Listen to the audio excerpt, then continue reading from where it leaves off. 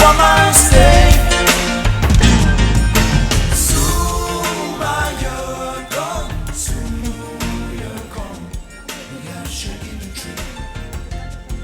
Gracias, gracias.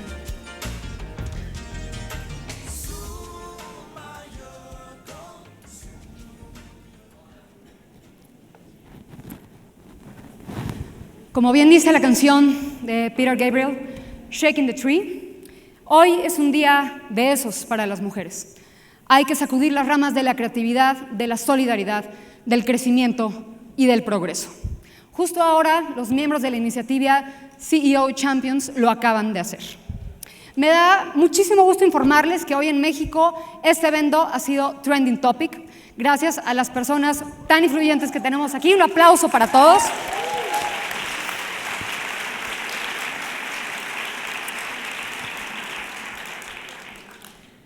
Hablando de CEOs y de personas influyentes, hace poco en Dubái, la directora general del Fondo Monetario Internacional, Christine Lagarde, nos honró con su presencia en Myanmar y en Brasil. Ahora, considerando la importancia y la labor de los CEO Champions, estamos en presencia de un rockstar. La presencia del ingeniero Carlos Slim el día de hoy es histórico.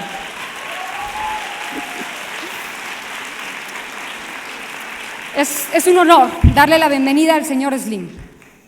Señor, es todo suyo el podio. Bienvenido.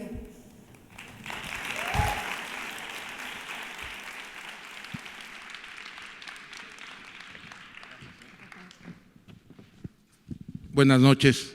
Creo que me da mucho gusto estar con ustedes y le agradezco mucho la invitación. Jacqueline, thank you very much for the invitation. Is very impressed this organization that in a few years has been done so many things and is one of the most influential organizations in the world. I will try not to go around because me voy a marear volteando, pero entonces si me quedo viendo para un lado, no es por mala educación. Bueno, no cabe duda que ha habido grandes cambios en la humanidad y grandes cambios en la función de la mujer en la sociedad, en su actividad, en su liderazgo, en todas las áreas que ha ido conquistando en muchos sentidos a través del esfuerzo de muchas mujeres que las antecedieron a ustedes. Pero creo que nunca como hoy hay dos mujeres, en especial dos mujeres, que son las líderes del mundo. Dos mujeres que su liderazgo va a hacer que el mundo vaya en cierto sentido, o que el mundo tenga problemas de cierto tipo, o que se empiecen a resolver. Las dos grandes líderes, una es la señora Merkel de Alemania, que ha tomado liderazgo en Europa para todos los cambios que han sido necesarios hacer y que sigue teniendo ese gran liderazgo. Y el otro, que creo que si se hiciera una elección en el mundo, ganaría por mucho, es Hillary Clinton, en que las opciones que se están planteando son Donald Trump o Hillary Clinton. Entonces creo que aquí, por supuesto que habría un voto arrollador en favor de ella. Entonces son dos grandes líderes que o que esperemos, tenemos la esperanza de que sean las personas que el próximo año estén a cargo tanto de Alemania y Europa como de los Estados Unidos y por supuesto la influencia mundial que tengan. Ha habido también notablemente desde hace muchos años, platicábamos antes con Jacqueline acerca de la labor de muchas mujeres en el pasado, hablábamos de los premios Nobel, de que hubo una señora que tuvo 2 premios Nobel, que fue una gran excepción, que es Marie Curie, y después su hija, creo que es el único caso donde la madre y la hija tengan 3 premios Nobel, aunque me comentaba que hubo muchos años sin que una mujer tuviera uno de estos premios. En 2009 veíamos que hubo 5 premios Nobel de mujeres, y también me comentaba que los de paz realmente han sido muy pocos los que han recibido las mujeres. Creo que, como todos sabemos, han ido aumentando las actividades. Ya en muchos países las oportunidades, casi las oportunidades, son las mismas para los hombres y las mujeres. Por ejemplo, en México el 53% de las mujeres son las que terminan la carrera contra el 47% de los hombres, y ya hay más mujeres estudiando en las universidades que hombres. En los números que tenemos nosotros, que ya son muchísimas becas, más de 20,000 al año, 56% son mujeres y 44% son hombres. No cabe duda que en ese sentido ha ido avanzando y las mujeres ya se han posicionado de una manera muy clara en muchas de las oportunidades y de las actividades que hay. Pero por otro lado también es un hecho que la mujer trabaja más horas entre su trabajo y el hogar que el hombre, y que la mujer tiene que atender a la familia. Hay quien dice que la mujer que puede resolver los problemas familiares puede resolver los problemas de los países más fácilmente que cualquier hombre, ¿no? Comentaban que Margaret Thatcher decía que si alguien quiere que se difunda algún proyecto, que hay que decírselo, se lo había de decir a un hombre, y que si quería que se hiciera, decírselo a una mujer. Entonces eso, no sé si siempre es cierto, pero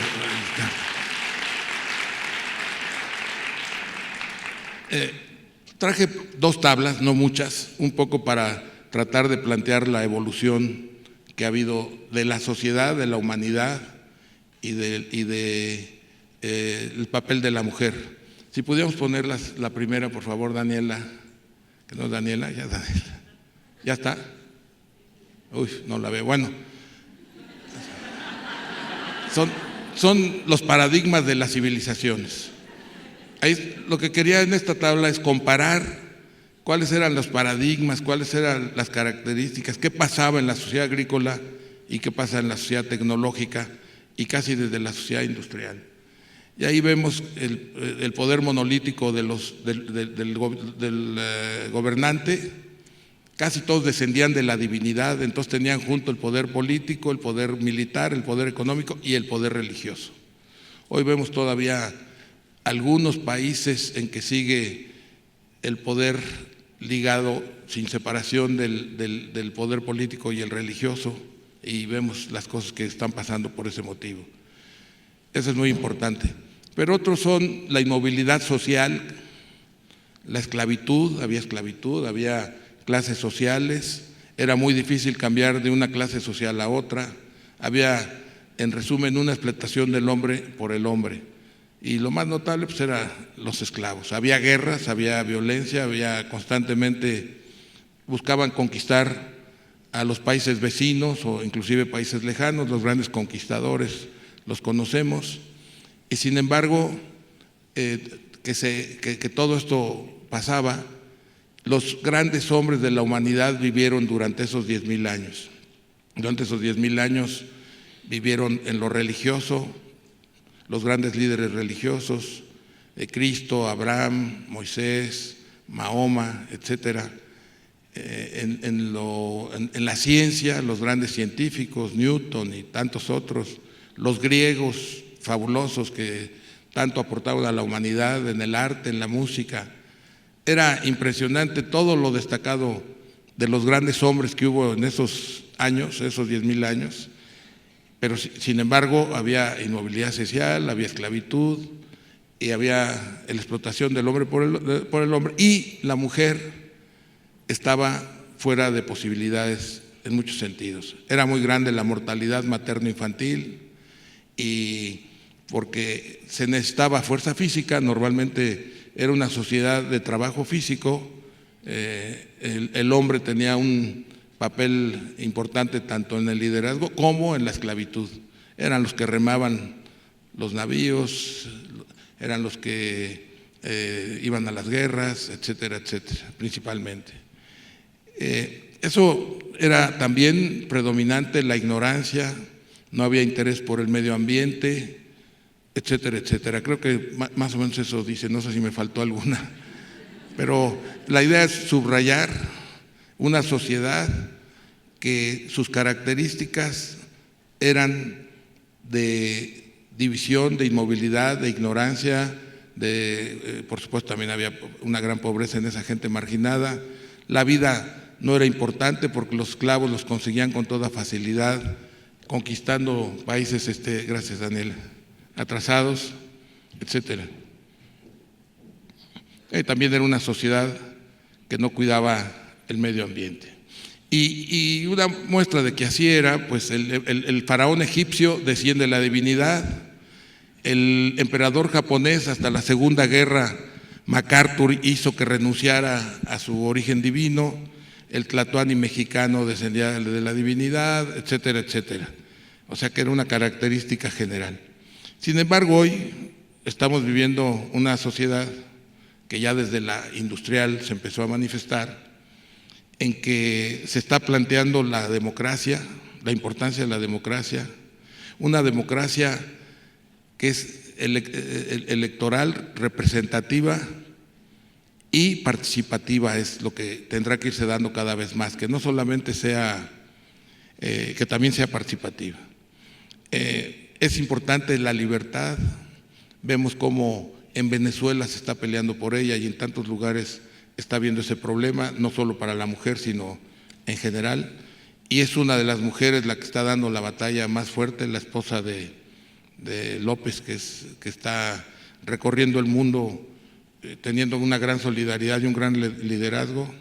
La diversidad, la pluralidad, los derechos humanos, la movilidad social, la educación, en general el desarrollo de capital humano, bueno, la competencia, el acceso universal a la salud, el cuidado del medio ambiente, la competencia, la innovación, la globalización, la tecnología, nuevas actividades económicas, la cultura digital y la conectividad. En general son cambios que si usted se pone a ver son 180 grados opuestos. Un poder monolítico contra una democracia representativa y participativa, con libertad, diversidad y pluralidad, la esclavitud contra los derechos humanos, la inmovilidad social con la movilidad social, y no estoy hablando de las mujeres, estoy hablando en general, la ignorancia con la educación y el desarrollo de capital humano, etcétera, etcétera. Y bueno, pues esta nueva civilización, desgraciadamente, como todo nuevo significa cambio y como todo cambio significa problema, están surgiendo muchos problemas por este motivo y van a surgir más. Desgraciadamente no sabremos cuánto durarán, pero son problemas que van a estar con nosotros un rato. Quería comentar que la idea del programa es que yo pudiera hablar unos minutos, y a ver si me estoy alargando, creo, unos minutos, y luego pudiera contestarle las preguntas que deseen hacer. Bueno, los problemas de los países, aquí es interesante porque los países que están teniendo más problema, a diferencia de lo que se cree, son los que recaudan más impuestos, los que tienen más impuestos en relación a su Producto Interno Bruto.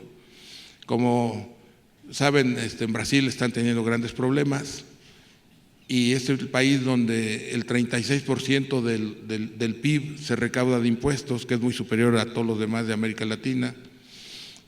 Francia tiene grandes problemas y tiene el 55-56% de recaudación fiscal, y ahí señalo esto porque no es verdad que entre más recaudan es mejor la distribución del ingreso, es mejor que cómo marcha el país, hay más justicia social, hay más bienestar para la población, etcétera, etcétera. ¿Por qué ocurre eso? Bueno, pues porque esos recursos se manejan con ineficiencia y otras cosas. Si ponemos ya la segunda hojita, se manejan, luego se buscan soluciones de corto plazo, se busca a veces tener programas sociales con fines electorales, no se piensa en las contingencias que se contraen al ofrecer programas que no son financiables, etcétera, etcétera. Obviamente, entre los programas no financiables son los retiros tempranos. Por ejemplo, antes, cuando la gente vivía 55, 60, 65 años, pues los planes de jubilación a los 60 pues eran razonables, o 65. Hoy que la gente vive 85 y seguramente los que están trabajando van a vivir más, o los que están haciendo vivirán más, no es posible esos programas de jubilación, o se les paga muy poco y no alcanza para esas jubilaciones, para esos retiros, o no hay capacidad para ese fin. También es insuficiente la inversión pública, etcétera, etcétera. Y tenemos todos estos problemas que estoy planteando ahí. Yo no sé si mejor los dejo ahí prendidos y luego cuando me pregunten si quieren les contesto de algunos de ellos las propuestas de solución para no alargar, pero lo que para mí es claro es una mayor participación de la sociedad civil, una menor participación del gobierno en los negocios y en la economía, una mayor participación de los fondos de pensiones, de jubilación y retiro, y pasar de solamente políticas económicas y fiscales restrictivas o laxas a cambios estructurales. Por ejemplo, estamos viendo que el empleo en España para los jóvenes llegó al 50 y tantos %, igual que en Grecia. Hemos visto, los que tenemos ya ciertos años, y que aquí no veo muchos, nada más aquí un querido amigo que está aquí, la gente cada vez trabaja menos. Antes trabajaba 12 horas, 5 o 6 días, luego bajó a 60 horas, luego bajó a 48 horas, ahora son 40. En Estados Unidos escasamente esas 40 horas con el break, coffee break y el lunch se vuelven 35, 33. Entonces, bueno, lo que yo he estado proponiendo es que trabajen las personas menos días, más horas y más años, para que si trabajan 3 días, 11 horas, tengan 4 días que son una mayor calidad de vida desde que empiezan, mayor vida familiar, vida personal, desarrollarán nuevas actividades económicas en esos 4 días de turismo interior y cultura, educación, entretenimiento, etcétera, y le abrirían campo a otras personas para que trabajaran los otros 3 días. Y los gobiernos, en lugar de estar quebrados porque tienen que jubilarlos a los 60 o a los 65, los retiraría hasta los 75. O sea que en lugar de que la persona disfrute de sus años, de su tiempo después de que se jubila, que lo disfrute desde joven en esa forma. Bueno, por supuesto, de estos puntos, nada más me referiré quizás a 3 de ellos. Uno es la declinación urbana. Las ciudades están complicadas, los tráficos son insoportables, estuvo diseñada para una sociedad industrial, entonces tienen toda la ciudad, por ejemplo la Ciudad de México tiene revuelto a zonas urbanas con zonas industriales, y con la experiencia del centro histórico vimos que conforme llevamos a la gente a vivir ahí y se encontró trabajo en el lugar y entretenimiento, cultura, educación, etcétera, pues la gente no tiene que moverse mucho para ir de un lado a otro. Entonces lo que deberíamos de hacer, creo yo, en la Ciudad de México, que ya es como un país desarrollado, somos 23 millones con un ingreso que quizás sea $18,000, ya es un tamaño de país grande, la Ciudad de México, estoy hablando solo de la Ciudad de México, y con un ingreso muy superior al promedio. Es una ciudad claramente de servicios, ya no tiene que tener industrias acá. Entonces deberíamos de tener excelencia en la educación, en la salud, en el entretenimiento, la cultura, la investigación, y volver una ciudad con un gran dinamismo, y buscar que se hagan como mini colonias, barrios, clústeres, mini ciudades, como les quieran llamar. Es decir, por ejemplo, la colonia de los Doctores, que es una zona degradada. Ahí están los hospitales muchos hospitales públicos y están todos los juzgados de la ciudad, etcétera. Bueno, pues buscar que todos los que trabajen ahí, vivan ahí, tengan sus familias, lugares donde divertirse, donde tener lugares deportivos, culturales, escuelas, hospitales, bueno, hospitales ya están, etcétera. Y eso sería un caso. Otro es Lavallejo, que es una zona industrial, volverla también como una mini ciudad, de manera que las gentes que vivan ahí no tengan que moverse para ir al trabajo. Todos sabemos que hay personas que gastan 1 hora o 2 horas para llegar al trabajo y lo mismo para regresar a su casa, y resulta que lo que ganan, buena parte se lo gastan en transporte, más allá de la calidad de vida de la transportación durante 3 horas diarias para llegar al trabajo. Por supuesto, con los 3 días pasaría lo mismo. Eso en las ciudades, como la Ciudad de México, y eso daría una actividad económica enorme, habría mucho empleo, sería una renovación de la ciudad, y no necesita dinero público, porque todo eso basta con que se haga la zonificación y tal, y va a ser viable y rentable financiarlo con dinero bancario, y que los desarrolladores no necesiten ningún apoyo económico, al revés, van a hacer ingresos al fisco. Nosotros estamos haciendo algo parecido ahora en donde está lo que le llaman Nuevo Polanco, en el que ha funcionado muy bien, pero nos falta más vivienda media y quizás media baja para que muchas gentes que trabajan ahí no tengan que desplazarse tanto tiempo en el transporte, que también hace falta más transporte colectivo de calidad y transporte público que complementaría todo esto. Entonces, lo que estamos viendo es hacer vivienda media para que muchas personas que trabajan ahí no tengan que vivir a 1 hora en camiones o metro, etcétera, sino que vivan a 20 minutos caminando y 10 minutos en bicicleta. Creo que eso hay que hacerlo a nivel general, no solo en México, sino en todos los países. De la educación, yo creo que la educación es obsoleta en muchos sentidos. Es una educación de origen centenario, dogmática, con muchas características limitantes, en el que son programas rígidos, etcétera, etcétera. Yo creo que aparte de la educación presencial, que es muy importante, aparte de los salones de clase, aparte de que la universidad tenga sus inscripciones y sus alumnos, yo creo que es muy importante, ya lo estamos haciendo, estamos muy avanzados, ya estamos en ello desde hace varios años, pero ya está prácticamente listo todo, que las personas en todo el país, aunque sea en la Sierra Tarahumara o la Sierra en Oaxaca o en donde sea, tengan acceso a las mismas oportunidades que las personas en Boston o Nueva York, que las oportunidades sean las mismas, que las oportunidades de educación y de conocimiento sean las mismas.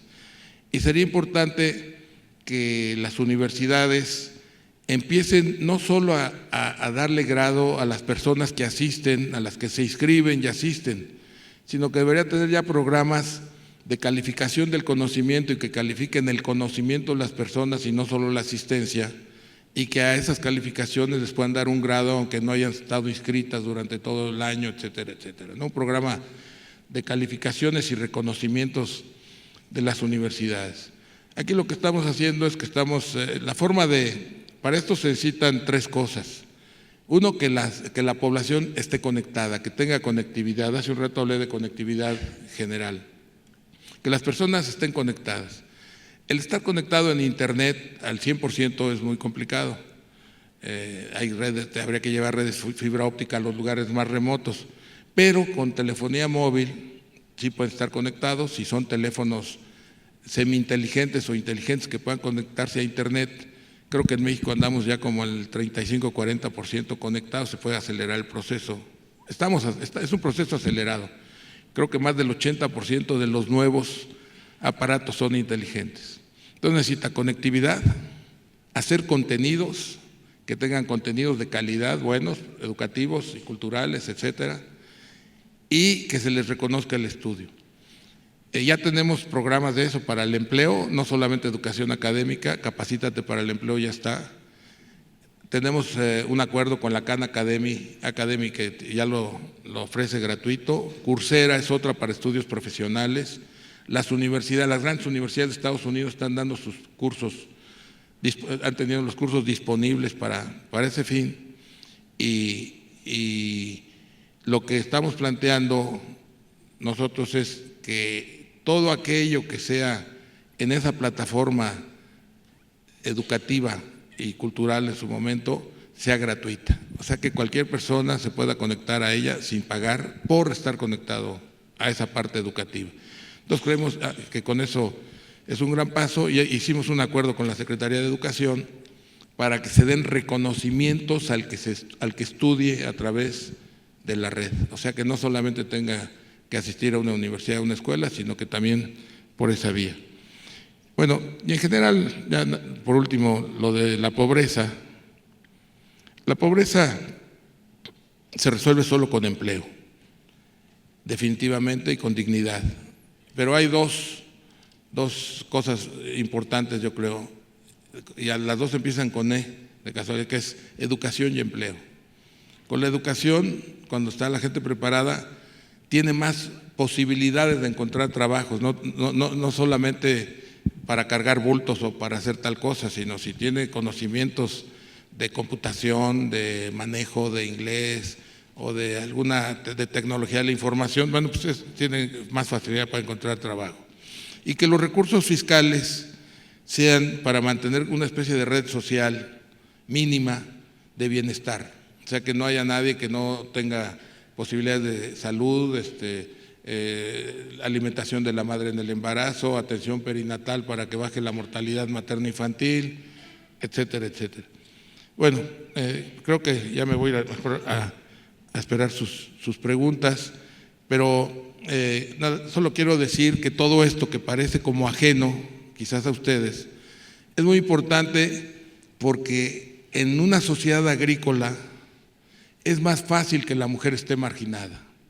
En una sociedad ya tecnológica, en donde la sociedad se sustenta en el bienestar de todos, en el bienestar de todos quiere decir que la gente esté preparada, educada y tenga tiempo y capacidad, que tenga ingreso, que tenga ingresos importantes y que fortalezca la capacidad de demanda de los bienes y servicios que se producen en la sociedad.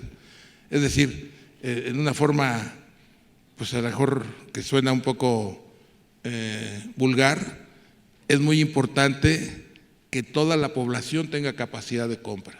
Es muy importante que nuestras poblaciones y todas las de todos los países, pero en particular nuestros países, tengan una mayor capacidad de compra con dos fines. Uno, para que tengan acceso a una mejor vida, de mejor calidad, en cuanto a los bienes, vivienda, entretenimiento y salud, etcétera, que reciban. Y otra, para que se fortalezca con esa demanda de esos bienes el mercado nacional. El mercado nacional será más capaz cuando vamos a ciertos lugares hermosos de turismo, por ejemplo, que no vemos a nadie, y vamos a Estados Unidos o a algún otro país y están llenos de gente, pues eso se llama capacidad de compra, se llama ingreso insuficiente, eso se llama falta de empleo, etcétera, etcétera. Entonces, a eso me refiero cuando digo que en esta nueva civilización no se sustenta en el bienestar de los demás, y por bienestar entiendo que esté capacitado, educado y que tenga un empleo bien remunerado. Entonces, bueno, y todo esto viene a colación porque en esta nueva sociedad en que el trabajo físico ya no es fundamental, ni el esfuerzo físico, eso lo hacen las máquinas, la mujer tiene las mismas o mayores capacidades que el hombre. Ya no se trata de una sociedad en que van a ir a la guerra, en que hay que estar en los veleros, en los galeones. Veíamos muy bonitos los veleros, cómo son, pero con unos remos, pues ahí van unos esclavos encadenados, y cuando no funcionaban, se casaban, los echaban al mar, ¿no? Ya no hace falta ese trabajo físico. Entonces, como no hace falta ese trabajo físico, ya es un asunto de capacitación, de conocimiento, de educación.